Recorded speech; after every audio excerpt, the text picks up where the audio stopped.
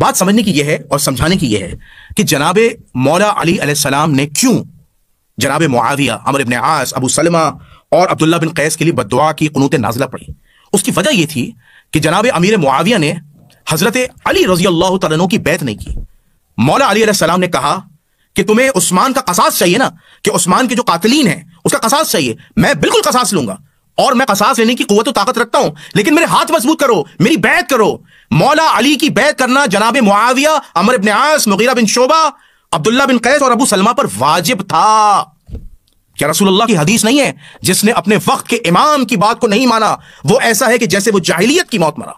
کیا اپنے وقت کے امام کی بات ماننا، اپنے وقت کے امام کی بیعت کرنا ایک صحابی پر فرض نہیں تھا؟ یقیناً فرض تھا.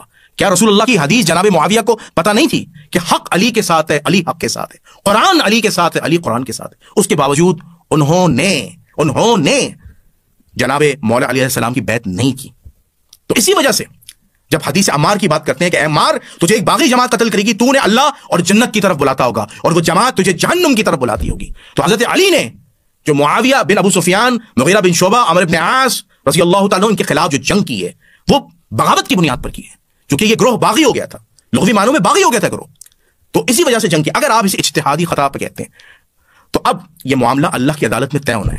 ہم تو رسول اللہ کی حدیث پڑھ رہے ہیں. دیکھیں، فتح مکہ کے وقت جناب معاویہ اور ان کے والد جناب ابو سفیان جو باقاعدہ طور پر کیا ہوئے تھے، مسلمان ہوئے تھے، ان کے دلوں میں ایک چیز تھی جو کبھی نہ نکل سکی. وہ یہ تھا کہ ہماری مکے میں جو بنو امیہ کی سرداری تھی اس کو محمد صلی اللہ علیہ وسلم نے چھین لیا.